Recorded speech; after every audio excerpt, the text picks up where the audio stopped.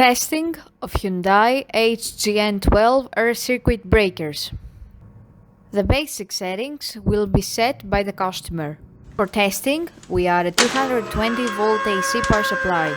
At first, we trip the air circuit breaker manually.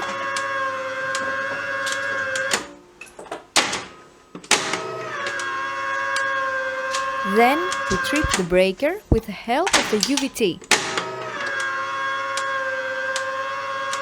Then we perform a short time delay test and the breaker trips almost instantly. Lastly, we perform a long time delay test and after about 15 seconds the breaker trips .